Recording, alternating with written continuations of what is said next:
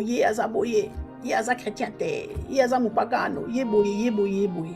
Maman Tchalamwana, c'est vrai, j'ai eu l'occasion d'aller avec elle un peu dans une partie de sa vie, alors que la personne qui connaît les cœurs, ce n'est pas nous, c'est Jésus et c'est notre Dieu. Abi, salut Mère Claude.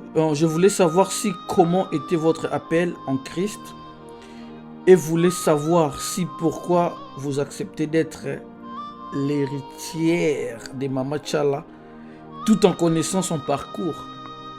Je comprends et c'est une très bonne question en fait si on l'approfondit. Vous savez, dans nos milieux chrétiens, et c'est vrai que ça c'est un problème, en tout cas particulièrement congolais, là je vais quand même être très précise. Nous avons un problème de ranger les gens dans des cases.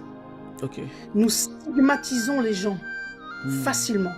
Oh, ye aza boye, ye aza chrétien te, ye aza mupagano, ye boye, ye boye, ye boye.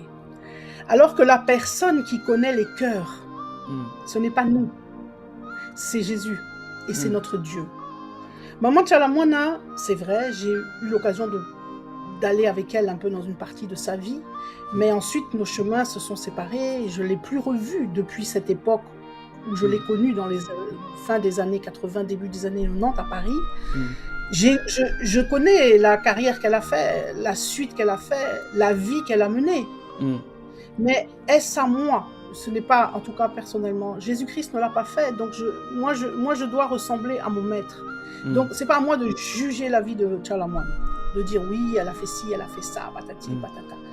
Est-ce qu'à la fin de sa vie, dans ses derniers instants, quelle a été sa relation, quel a été ce dialogue avec Jésus-Christ? Je ne sais pas. A-t-elle donné ça? À la fin, dans son dernier souffle, a-t-elle crié Jésus? Je ne le sais pas. J'étais pas là, j'étais pas présente. Donc, Maman Tchalamwana, c'est une femme qui est comme nous tous, un être humain.